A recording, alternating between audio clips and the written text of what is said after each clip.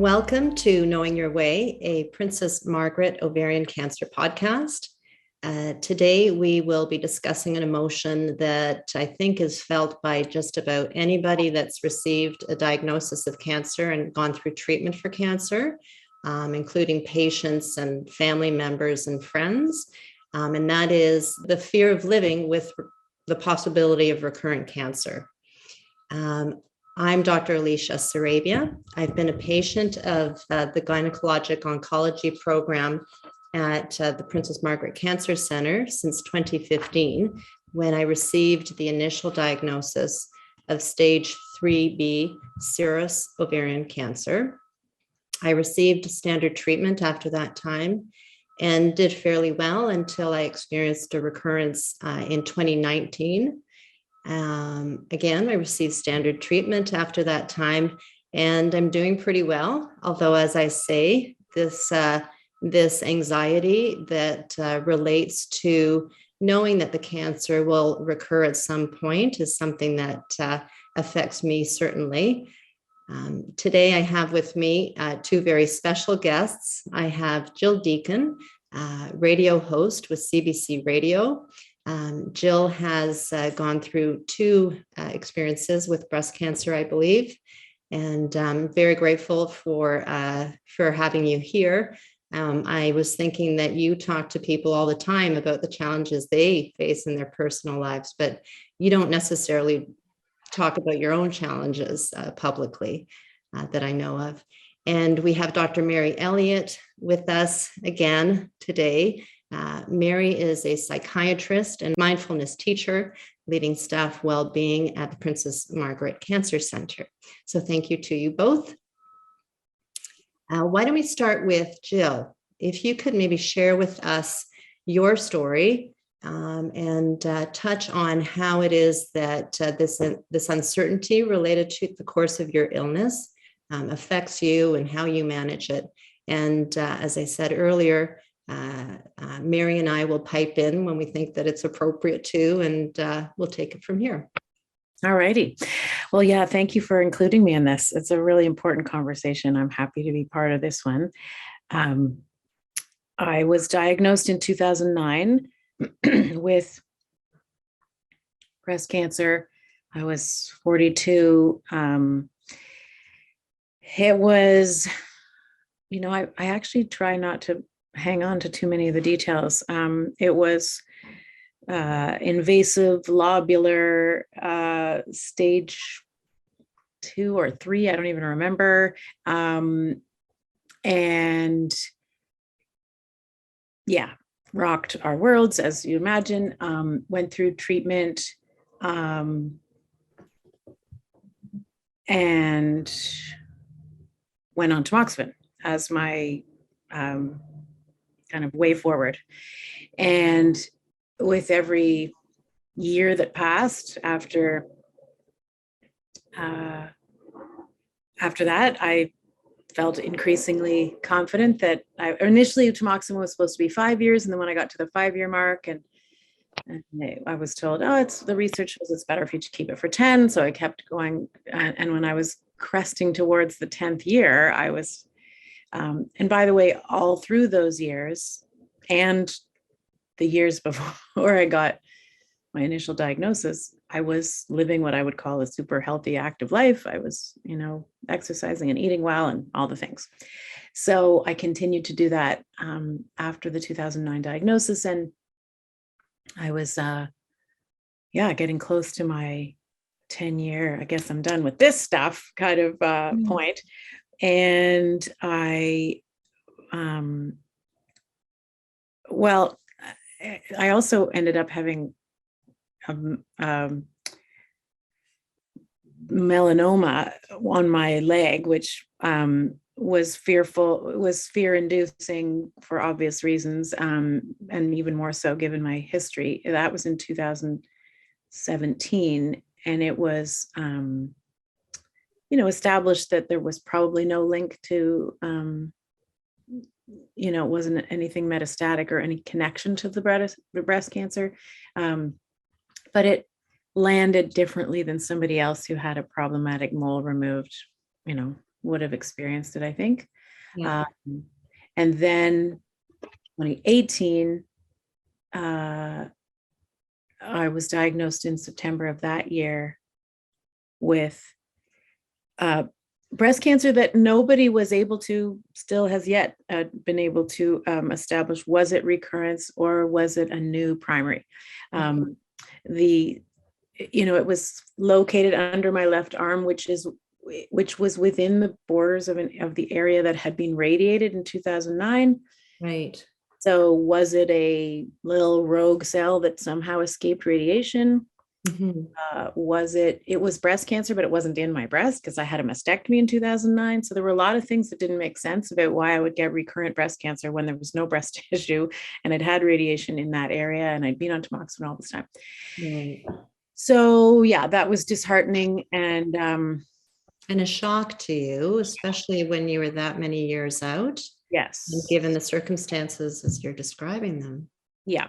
So I kind of, the only positive thing I could say is that you know how to do it the second time around. So I put my head down and did that. I had a mastectomy and radiation and tamoxifen the first time.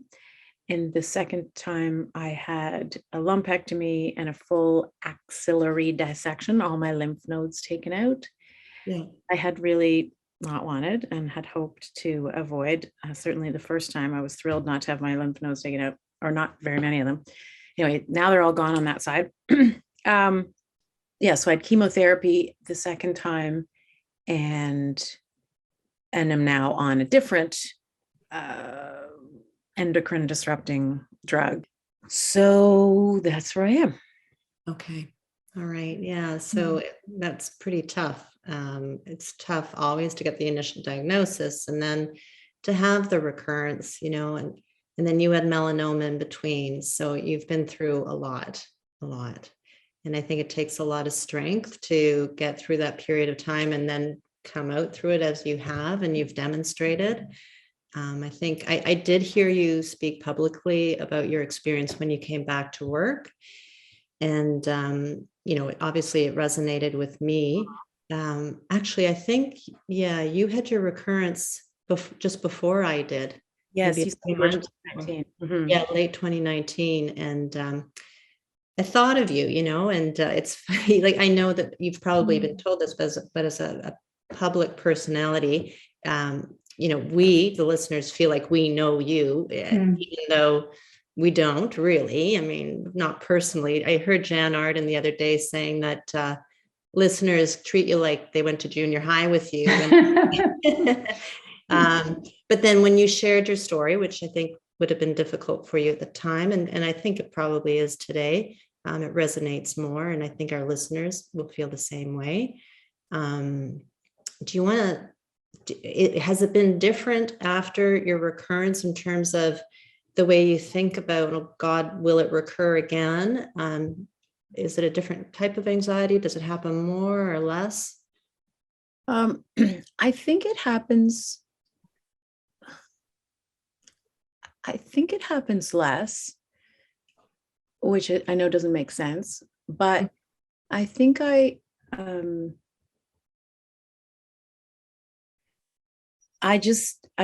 choose always to be, my doctors have said each time, you're done, you're doing well, go live your life. And we took care of this. We great, doing all the right things, sort of thing. And I always, my fear of recurrence is I'm sort of stubborn about just not wanting to be defined by having had cancer. I know there's a wonderfully supportive community and the pink ribbon campaigns and community and so on. And I don't want to be part of that. And it's no disrespect to people who do. I just don't want to be defined by that. I'd like to think of, I wrote a memoir after my first experience called Naked Imperfection, where I wrestled with a lot of the issues around control. And the biggest lesson that I guess I learned going through cancer the first time was all the choices that I make in my life, to eat healthy and do exercise and clean my bathtubs with baking soda and avoid chemicals and all the things I've written about and so on. Those are not a guarantee. They're not an inoculation against bad things happening to us. And that's a really bitter pill to swallow. And that's why I wrote a whole book about it. It was very,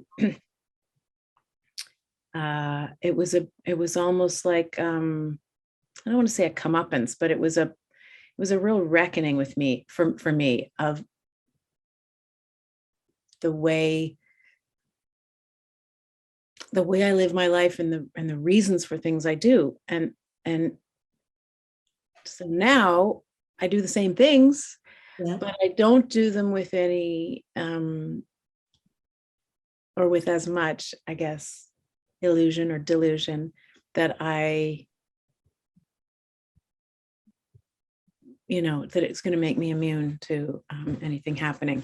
But having said that, I'm very conscious of just being positive and in the moment, and even during treatments and during the hard stretches of going through cancer ordeals, being able to say, okay, well, yes, that's true.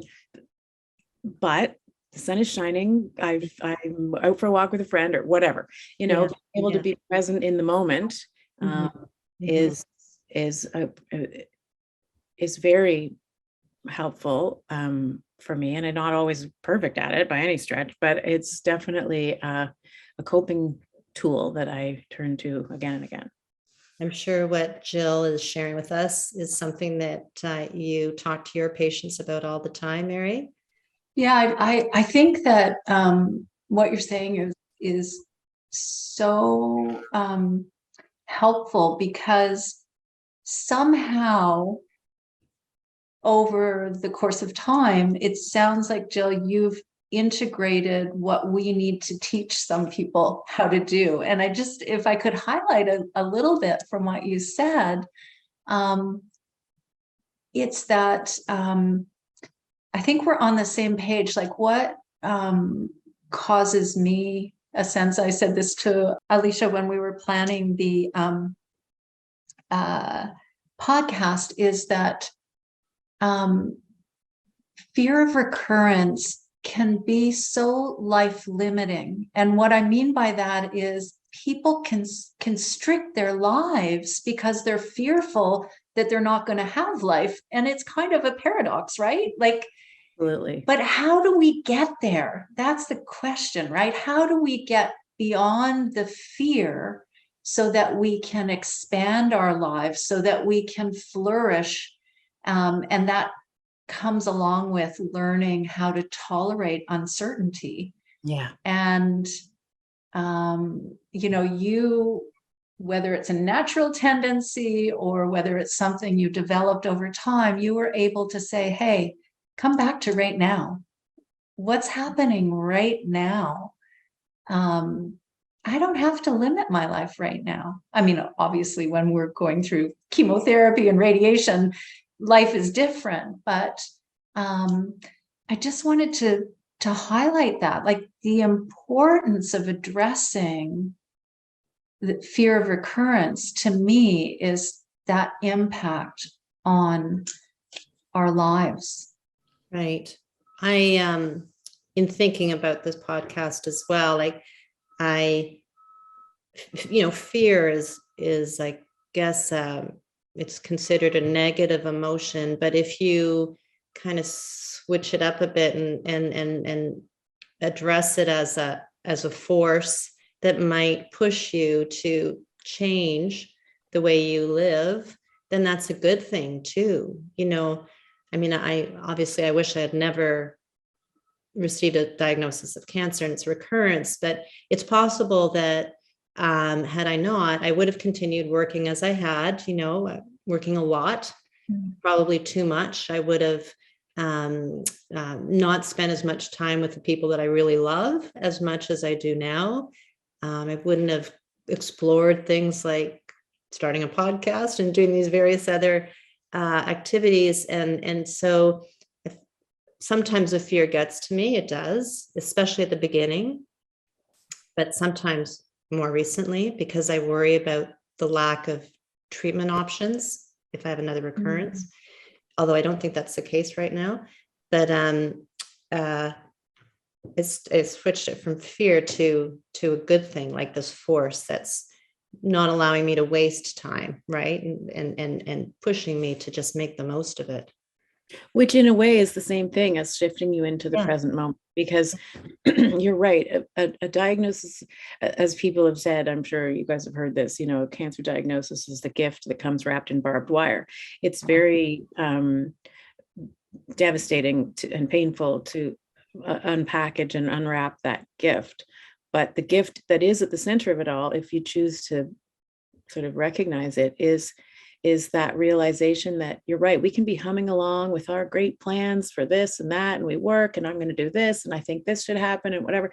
And we're so forward focused, which is important to have ambition and strive, and purposeful living is great, but not without that acknowledgement of, which is what the gift is to go slam on the brakes and say, Jiminy Crickets, this is, whoa, the future is not within my control. The only thing I can manage is this right now. And that, the adages that people said to me that I come back to a lot are, don't suffer future pain, and worrying is like praying for something you don't want. And I found myself at the time during my first round of treatment, the 2009 experience, because by the time, and I really did learn from this. And so I got better at it and didn't need to sort of consciously practice it as much by 2018 because of, and not to mention, by the way, the pandemic, because talk about sitting in uncertainty. I think it was a great lesson for a lot of things. But the exercise that I did in 2009 was, I literally visualized a train track, like a little kid's, track set or whatever. And a train, we all know the train of fear and worry that can just get really build up speed. And it goes to nowhere good, often quite quickly. And I literally visualized the track, a lever moving and the track shifting. And it's like, nope, we are not going down that path. We are going over here, because it's just, why do I want to go there? Because it doesn't, so that to me is the question I would ask people who are consumed by that fear, or who keep returning to it, or can't dog it, or can't shake it, is, what's it doing for you? How is that serving you, as they say in yoga class, and by the way, I'm not beyond experiencing those fears. Like every now and then I'll have a pang of something, or an appointment that I have to, we're going to do a scan of this. And I'm just flooded from head to toe with this cold sweat and a bit of, if I can swear on this podcast, feeling, oh, wow, you are such an asshole for all your talk of, you're just absolute jerk. You thought you had this all figured out, but you were so foolish, because here it is, it's back, it's but then, those moments are blessedly few and far between. If I could just piggyback on this concept of fear. Like, fear is a natural emotion. Well, I guess all emotions are natural, but fear is there to try to protect us, right? And what kicks in is that survival instinct. And what you're talking about is you were able to see that and step back from it and make decisions. Some people need a little nudge or a lot of guidance in how to do that, because sometimes when the survival instinct kicks in this situation, many people feel like they're in the fight of their lifetime. And if they let go of the fight, they're going to lose. right? And they think the fear is protecting them from the cancer coming back. But really what happens is often people, I take a trauma-informed view on this, and I see that people can go into this hyper-arousal, hyper-vigilant state, which drives these maladaptive behaviors of rumination and hyperactivity, hyperarousal, activation of the sympathetic nervous system, and just these spinning kinds of thoughts, because when we're in that state, we're disconnected from higher level functioning. That the drive to survive is basic. It's coming from the brainstem. But when that's really activated, we disconnect from our higher level problem solving, insight, mindfulness, logic, reason. And so it's so helpful for people to say, whoa, come back. You know, how do I get back into what we call the window of tolerance? Because a hyperactive state drives this need for constant reassurance that people are okay, and some behaviors in that way. Other people go in the other direction. They become very avoidant. They're so afraid that they become non-adherent. They may, and people go back and forth between both. But when we're so afraid, we shut down because it's just so overwhelming. Then we do ourselves a disservice because we're not adhering to follow-up and adequate monitoring. So it's coming into this optimal level of functioning where we can have our executive functioning on board and be able to think and reason and use all of these coping skills, and like cognitive reappraisal that you were saying, Gill, where you were like, no, I'm not going down that track because really that's not going to take me to a good place, you know? So what is the, you mentioned this earlier, Alicia, the idea of how, whether, I do think I'm a pretty glass half full person when I get out of bed in the morning. I think that's kind of my default setting. But I wonder, Mary, what do you tell people for how to summon that ability to sort of cognitively reassess and do the switching of the train track? Right. What are because I don't want to sound glib as though, oh, it's easy. Because it's not always easy. But I wonder what you say to people for I just like, well, I mean, there's so many elements. Go ahead.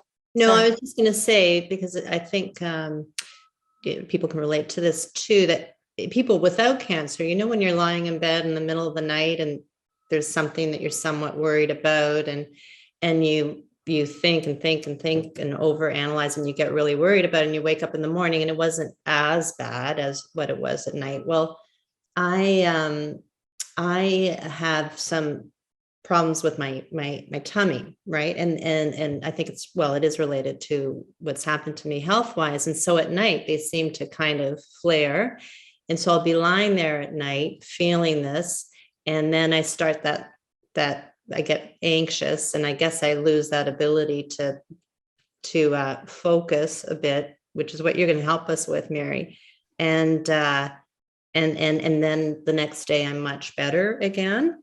And then the other thing I want to mention about this, Mary, you talked about this hypo, like you don't respond to what's happening in your life too much. And I'm thinking of one or two people in my life that they're so afraid that they're not thinking about it at all. Like they don't want to think about it. They don't really want to hear too much about it, which it's okay. I don't push it on them, but I don't know that that's the best way for them to manage what's happening to me, you know? Yeah, well, it actually fuels it, right? The things we avoid are there, and they're just impacting us in other ways, coming out physically, emotionally, you know, and that notion of the gift, you know, a gift wrapped in barbed wire, it's with this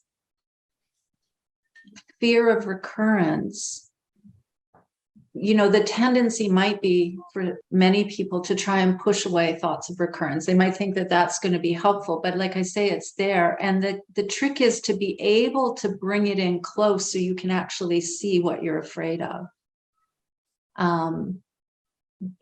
And so the analogy we use is that, you know, like imagine if you were holding like a bag of groceries, you're not going to hold it way out here because your arm's going to start shaking and it's going to be heavy. And as you bring it in, it gets lighter and lighter. And then you get it close so you can actually see what's in the bag. And you might even use both hands and bring a little compassion to your experience, because this is tough stuff. Right? I think fear of recurrence is the largest unmet need amongst cancer patients. Yeah. It occurs almost all people who have cancer have that fear at some point. And yet almost half of cancer patients experience a moderate to high degree of fear of recurrence at some point. It's important. And so how do we address it comes from this. It comes from talking about it. It's universal. You know, even if you're years down the road and you've discovered ways, I think as we talk about it, you realize, oh, that's how, you know, I came to cope with that. Friends, these adages, some yoga, some mindfulness, you know, now we have programs that package all of that together. And what they've found is that it's this, that, you know, there's every patient needs that communication with their oncology team. Yeah. And the willingness to communicate with their oncology team. I always say to people who see me, you know, what you're thinking and your estimate is way worse than what any oncologist would ever tell you. I am so sure about that. Like very, very, very often, right? Because it just, the fear just grows and grows in our minds sometimes. So being able to go into a conversation, and sometimes I teach people like a breathing space, just where they can come to their breath in an appointment, so that they can receive the information, so they can have that connected communication with their oncologist. So they're not in hyperarousal or hypoarousal, so that, you know, taking 5 breaths to just come back to right now, even if they have to say to the oncologist, I need a moment. I just need to ground myself because I'm really nervous. I have some things to say. It can be really helpful. And what's written in the literature is that, you know, this communication about what is your prognosis? What's the basis of your prognosis? What are the treatments? What should you be watching for? And what should you not be watching for? What are these things that you're going to, you know, worry about, that, you know, that headache that comes 2 days before your scan is likely not going to be brain cancer, you know, recurrence, right? But I hear people all the time develop all kinds of physical symptoms just before they go for tests. And then also, what treatments, you know, what's going to happen if I recur? Because so many people, and this is the existential concern behind the fear of recurrence. We can talk about cognitive reappraisal and all of the kinds of coping mechanisms, but behind it is also these very challenging existential questions and concerns, fear of death, you know. And if we don't bring that into the light, it's just going to impact us and limit our life. So our fear of death, our fear of recurrence, actually can have a worse impact than reality, right, on us. But it's tough. I mean, it is so hard to really be in the place. It takes time. It's not going to happen overnight. And also working with an oncologist that can tell you, this is what your follow-up is, and this is why. We don't need to scan you every week or every 2 weeks. It's not because our healthcare system can't afford it. It's because it's not indicated, right? Understanding as much as possible is that first layer. I'd like to just interject. Yeah, for sure. That I'm afraid to have that discussion with my oncologist. And so I go to the internet and I look at the survival data and what we call progression-free survival data, which is all outdated. So the stuff that you'll find on the internet, number one, is maybe inaccurate. And number two, inaccurate because it's outdated already by the time that it's published, right? So having said that, I feel like I should actually finally ask my oncologist, can you tell me, like, based on the best available data, knowing that it's not going to be perfect or perfectly predictive, just have that discussion with me. And I wish I had done it a lot earlier, because as a physician working in the hospital, the women that I would see with ovarian cancer were really, really sick, really sick. And their lifespans were quite limited when I would manage them. And so it was just normal for me to really think that I had very little time left when that diagnosis was made, even if I guess cognitively knew that wasn't the case. I just felt like it wasn't going to happen. And here I am 7 years later. To all those women that are listening, that this is, I think, a perspective that you should take, is that there's what we call survival curves, but they, in many cases, they're quite long, and in many cases, treatment options change over time, and so that more options become available to you. When I first received the diagnosis, the maintenance treatment that I'm on right now, that's called olaparib, wasn't available. And it has changed the lives of women with ovarian cancer. It's really, it's helped to a significant extent. And so to your point, I think it's good to have that conversation with your team. And by the way, I don't think it's an easy conversation for them to have with their patients. And my amazing doctors, they're great with me and we get along well, but I think that maybe they're a little uncomfortable with it too. And actually they've acknowledged that they're not sure what the best thing to do is. I kind of surveyed a couple of them before the podcast, and they said to me, well, we're not really sure what the best way to go is. And I guess it also depends on the patient and where they're at. And then, but once you get that information, then to really try your best to put it in perspective, in the right perspective. It's so important I'm just saying it in terms of, that's one reason why oncologists have difficulty talking about prognosis these days. We're really working with what we call the chronic disease model. Some people have one incidence of a disease and it never comes back. Yeah. Some people have multiple recurrences, or have one recurrence and then it doesn't come back for a very long time, or in their lifetime it doesn't come back. And some people have multiple recurrences, and some people have a disease that progresses. Yeah. And so when we work with that model, we which is really how we approach cancer these days, it sort of changes our lens a bit.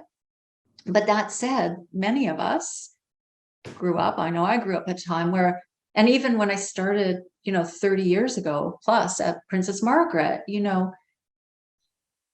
there was sort of clearer prognoses given to people. And that's all been thrown out, like totally now. And it's a moving target. So I appreciate why it can be difficult, but maybe people need to hear that too. Having that conversation means that, there are other things that can be done if the cancer recurs. Yeah. And at the same time, the illusion of immortality, of certainty, Gill, you mentioned this at the beginning, is shattered with the diagnosis, right? And so no matter what options we have, it's so important to learn to tolerate uncertainty and unpredictability. And whether that comes naturally, or again, whether one of these sort of systematized kinds of treatments is going to help somebody with that, or unpacking what's driving that. Right. And when you say unpacking, for those that need help with this, can you give us examples of how people can do that? Or these, you refer to systemicized treatments, I think. Systematized, like, so seeing a social oncology person, so getting some help, getting some support. So not everybody needs it. Sometimes people have some fear of recurrence, but it's not persistent, it's not excessive, it's not impacting their quality of life physically or emotionally.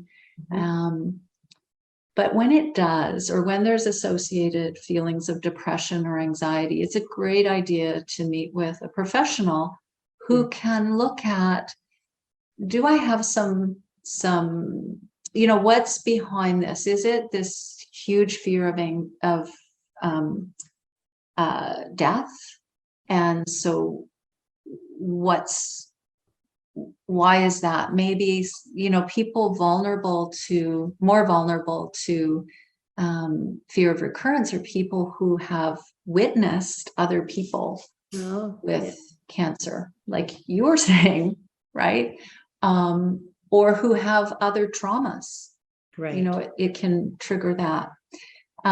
So sometimes it's around that, but sometimes it's how it's learning to be aware of what our triggers are. And Gill, I think you were mentioning this a little. We have internal triggers and we have external triggers. External triggers are things like anniversary of the diagnosis, right, or birthdays, or it's RRSP time of year. And you're like, oh, is it even worth buying an RRSP? Or planting a garden? I had somebody say to me recently, oh my goodness, I wonder if I should just put in things that grow really quickly so I can get to see them in my lifetime. And I'm like, we have some work to do here, right? Yeah. And so those are the kinds of external. Going to a kid's concert, will I be there to see my child graduate kindergarten or high school or university, etc. And then the internal triggers are where we are appraising the physiologic sensations that are always there, but after cancer, we amplify them. There's this psychological, because we appraise them differently, hearing rushing in your ears, hearing your heartbeat at night. Probably most of us hear that, but we don't tune into it. Right. Suddenly, we become really sensitized to it. So looking at what are my triggers, and then how could I respond differently to those triggers, kind of putting them in a context, whether it means a psychotherapy processing, cognitive behavioral kinds of treatments, doing some mindfulness-based cognitive therapy, which is what I teach, or there are some protocols now that Sophie Labelle and Christine Mayeux from Ottawa and Montreal are doing a clinical trial, a multi-center clinical trial that's looking at putting all these factors together, both in terms of the body threats that people experience, the cognitive appraisal of illness, and the faulty beliefs, things like we talked about before, like that belief that if I don't worry, then I'm being boastful or arrogant or overly confident, right? And then also the existential concerns. So they have a 6-week group program, which now, because of the pandemic, a silver lining is that it's offered online, so accessible to many, many more people. And that's part of a clinical trial. So would it be accessible to people not only at Princess Margaret, but the Ottawa, Absolutely. Sunnybrook, Ottawa and beyond, because you would just have to sign up at one center. and what's the name of the program, Mary? Pardon me? The name of the program? It's called FORT, Fear of Recurrence Therapy. Okay. So if there's a listener here or a participant that might want to get that, then it's called FORT. I felt that the meditation classes that I attended out of Wellspring years ago, they were really, really helpful to me. And I think that you're saying that mindfulness-based therapy would be helpful in many situations. And Gill talks about leading this healthy lifestyle, and yoga, I'm sure, would be one thing that would help kind of calm us and allow us to manage these kinds of emotions better. Yeah, I started just recently, not specific to cancer, but because I always tried to meditate, and I just signed on a year or so ago to something called the Waking Up app that has just been such a game changer for me. And Harris runs this meditation mindfulness app and program, and it's just really helpful, just recognizing that everything, like literally everything, is just an appearance in consciousness, and you decide, you're conscious, you're aware of everything, and the thoughts you have, the fears you have, they all appear and they do disappear, and remembering that they are appearances that will eventually abate is I find really helpful too. It kind of puts everything into perspective, including the joy that disappears too. Exactly. And when you're just present for the immediate, what is happening right here, right now. I find that app and the lectures and guided meditations and things on it really helpful. Yeah, and it's so helpful. It also can be helpful if listeners wanted to sign up to say a mindfulness-based cognitive therapy program through, right now, we're not running them at Princess Margaret because of the pandemic, but hopefully soon. But lots of centers have moved that to being online, and some people can do it on their own, and other people need the structure of, like, it's an 8-week program. And so you learn over time, you aim with mindfulness-based cognitive therapy to be able to be with the difficult. That is like week 5 in our program. And then we build it. We start with a little bit of difficulty, sort of week 4, week 5, a little more, week 6, maybe the gorilla. And then we turn toward how can I best care for myself? And all the way through, what it does is, although the aim of mindfulness isn't to relax, it's a side effect. It's a great side effect. The aim is to be able to be with our experience. So we start our groups by saying, on this pink sticky, put your greatest joy, and in your life right now, and on this blue sticky, your biggest fear. And we put them all in the same bowl and mix it up. And it's just like, it's all there anyway. And we're going to learn to be with it all. Like you're saying, we're going to learn to allow ourselves to be joyful. Yeah. Which is so important. I'm so glad you mentioned that, because that's our aim, right? This fullness, this flourishing in life that's here right now for us to take. So a lot of, like, in the programs, whether it's in mindfulness or in therapy or in a program like FORT, you would be looking at, what are my values? What are my goals? And how is what I'm doing taking me towards my goal or further from my goal, right? If my goal is to be able to enjoy life, is the worry and anxiety taking me towards it or away from it? And if it's taking you away from it, which likely it would be, then you can look at ways within that to address that. Yeah, thank you. Both of you have just captured that so beautifully. I think we're nearing the end of the podcast, but I just wanted to also make sure that we touch on partners, family members, friends, and the anxiety that they experience. You know, it can be obviously very difficult for them. And I feel like sometimes they feel like they're not in a position to feel badly and feel anxiety and stuff because they're not, you know, they're not, I hate to say the patient, but the person primarily affected. But what thoughts do you folks have on that? I always said it's harder to watch somebody giving birth than to give birth.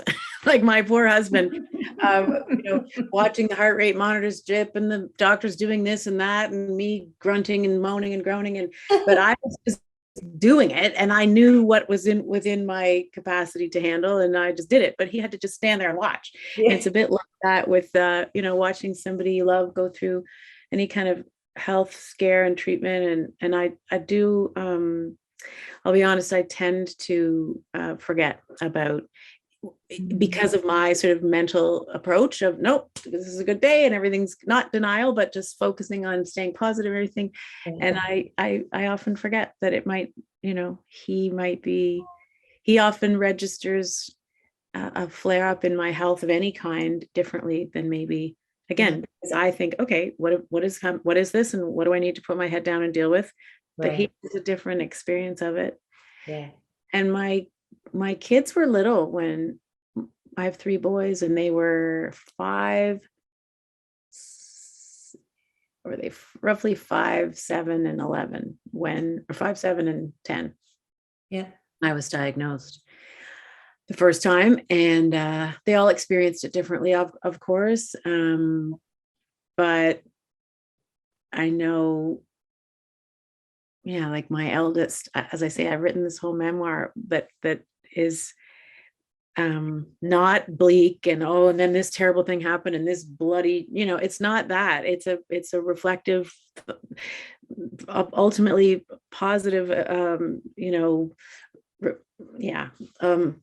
treatment of the whole thing. And I really want my kids to read it. They're old enough now they're young men. And my eldest in particular is really resistant because he just doesn't want to go back there, which I respect. And I'm not going to force it on them.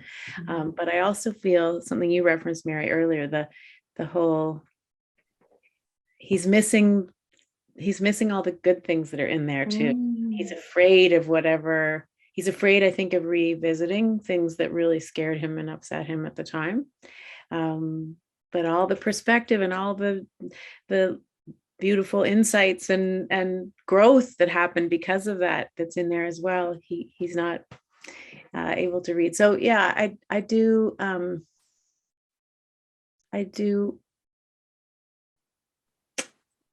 feel a little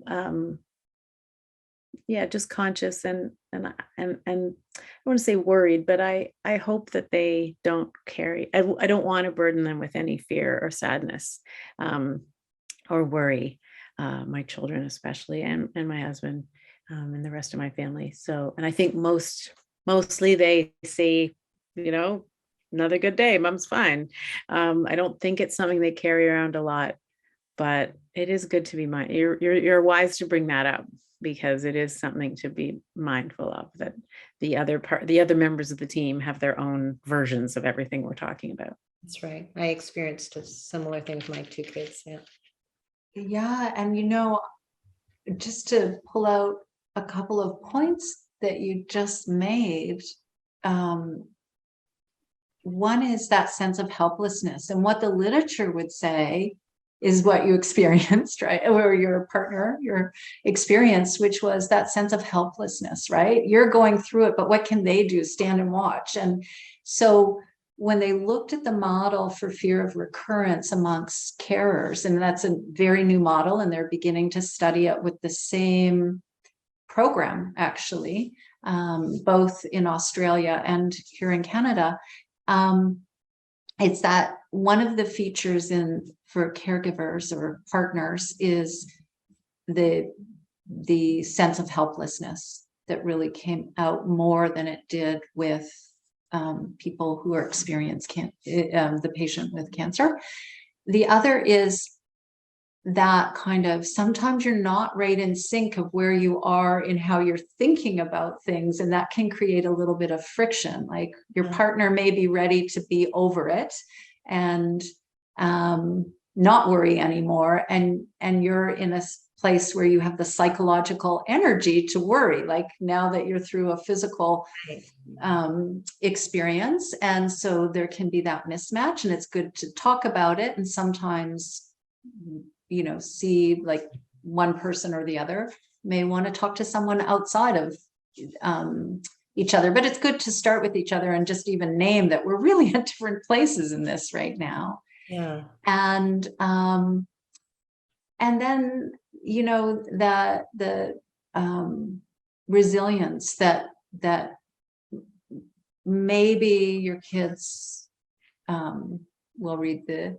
memoir eventually. It's there for them, but what they experience and feel is the resilience that they benefit by being in proximity to that. So I think that's just so important to be aware of.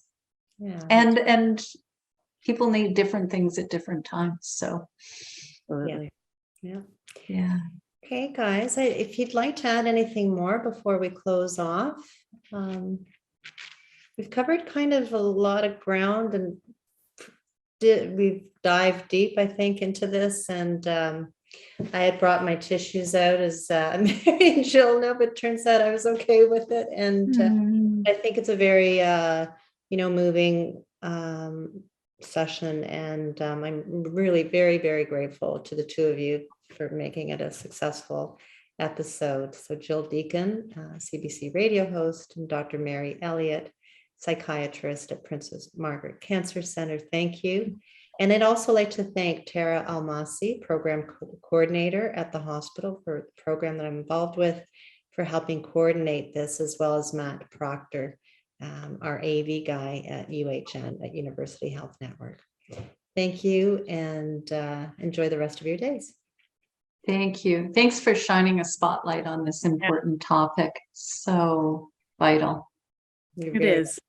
And I would just add, Mary talked about so many great programs and opportunities that are there to support people further. Anybody listening to this because they are going through something, some crippling fear or whatever.